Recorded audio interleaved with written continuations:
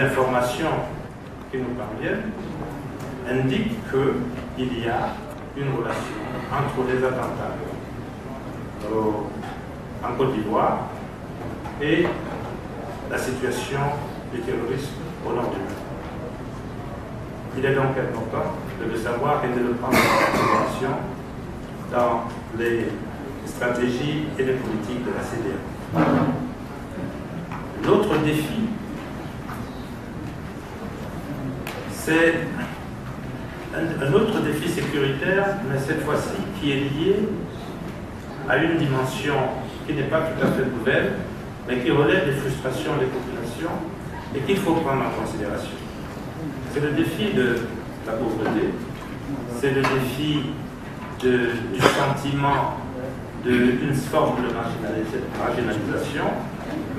Et l'inconvénient de ce défi est qu'il favorise des alliances. Et c'est pour cela que dans la région du centre du Mali, je veux parler de la région de Mopti particulièrement, et on observe des comportements et des mouvements qui laissent à penser qu'il y a un certain nombre de problèmes. Le troisième défi que nous avons, c'est bien entendu le défi du vivre ensemble.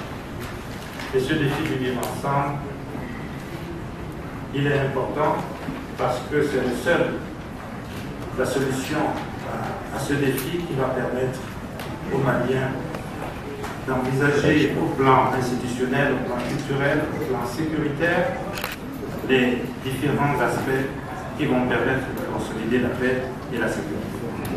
Et sur ce plan-là, vous le savez, c'est aussi un acquis du processus de paix.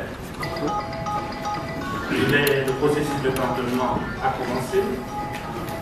Les sites de cantonnement, pour certains, ont été construits. Les patrouilles conjointes existent, malgré les difficultés opérationnelles du début, mais les patrouilles existent et vont s'amplifier. Donc tout ceci nous permet de penser que le processus qui est en cours est sur une phase ascendante. Je voudrais simplement conclure en disant que si nous avons atteint ces résultats, c'est tout d'abord grâce à la CEDEAO. Je souhaiterais, au nom de représentant spécial, saluer les efforts de la CEDEAO, des pays de la CEDEAO qui ont contribué, des troupes et qui ont payé un autre tribut pour préserver la paix au Mali. Ces efforts de la CEDEAO ont été poursuivis par la communauté internationale et se sont amplifiés. Il y a une très grande mobilisation de la communauté internationale autour du Mali. Et c'est grâce à cette mobilisation que nous avons parcouru le chemin qui nous mène aujourd'hui. Je voudrais également saluer l'initiative très heureuse que vous avez eue, Monsieur le Président, de délocaliser les réunions de votre Parlement, parce que ce n'est que au pied du mur, comme on dit, quand on évalue le maçon, mais c'est seulement au pied du mur et sur le terrain que vous avez la possibilité de palper la réalité, de rencontrer des acteurs comme vous êtes en train de le faire. Et ce n'est que comme ça que vous saurez comment dans l'avenir adapter les différentes mesures que vous seriez amenés à prendre pour assurer la paix dans la sous-région. Je voudrais également saluer que les Nations Unies soutiennent l'initiative du G5 Sahel, qui également permet de renforcer la sécurité dans la région. Le secrétaire général l'a dit, et lors de la dernière réunion qu'il y a eu à Bamako pour la rédaction du concept d'opération de la force, les Nations Unies ont apporté un appui fondamental. Voilà, Monsieur le Président, honorable député, je voudrais m'arrêter là. Je vous remercie.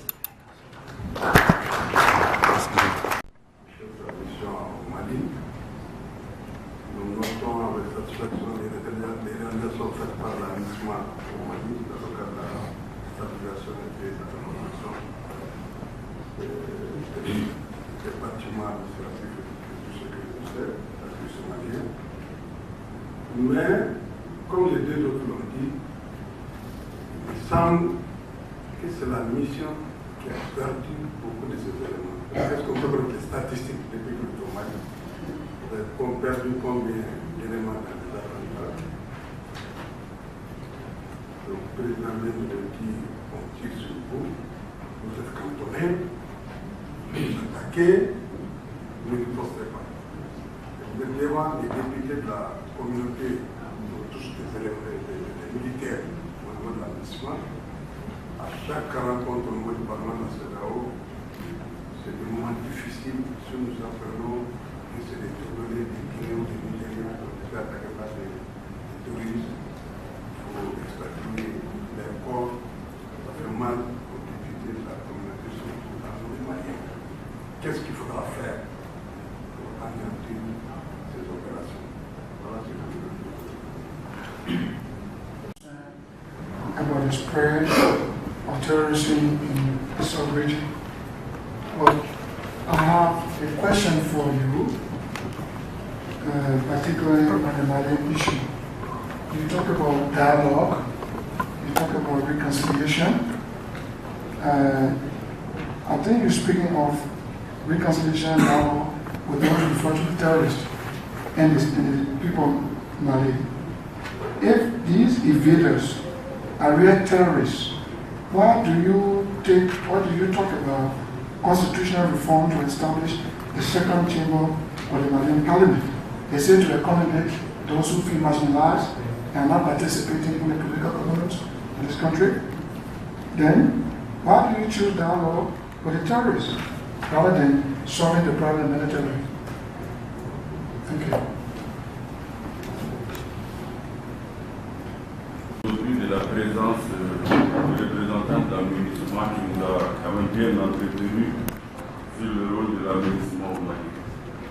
J'ai trois petites préoccupations. La première est que l'aménagement intervient au nord du Mali.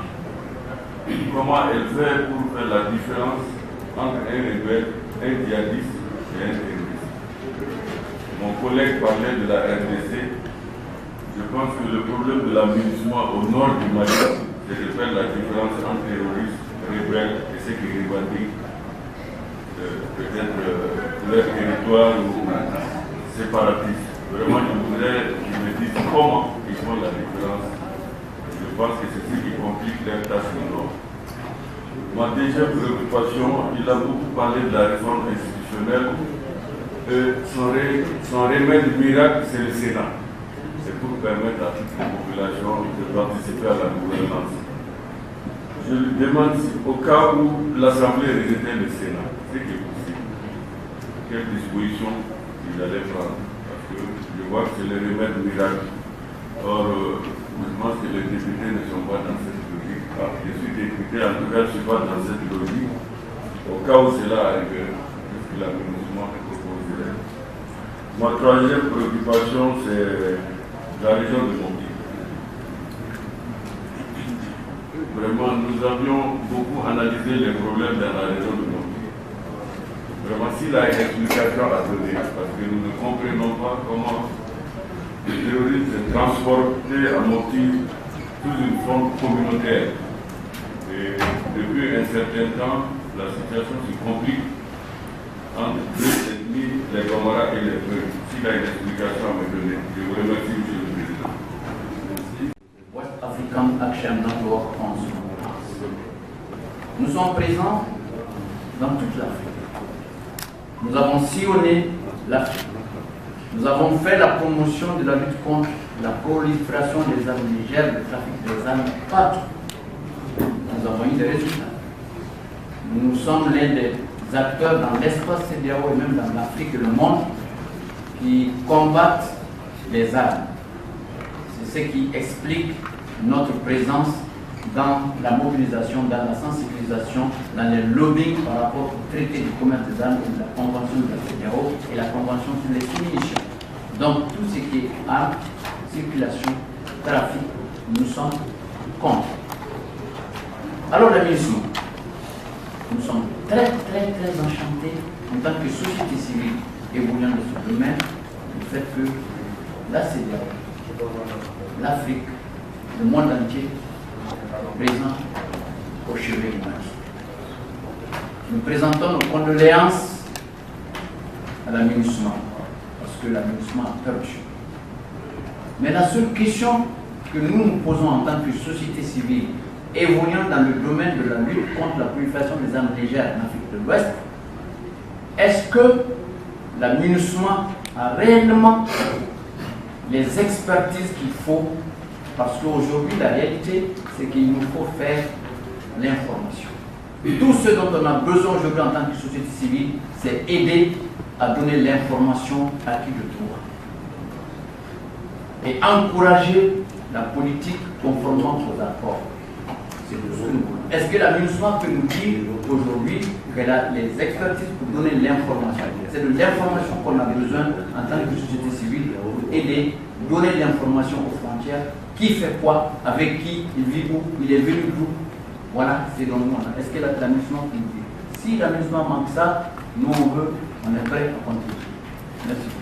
Nous, en tant qu'élus, les représentants de la population, je voudrais savoir les relations entre la MINUSMA et les élus nationaux, même voire locaux, par rapport à la sensibilisation et à leur accompagnement sur le terrain. Parce que vous savez que les élus sont les représentants directs du peuple. Ils peuvent vous servir pour sensibiliser, pour mener des actions sur le terrain, afin que la population puisse comprendre réellement ce qui se passe. Parce qu'aujourd'hui, on assiste à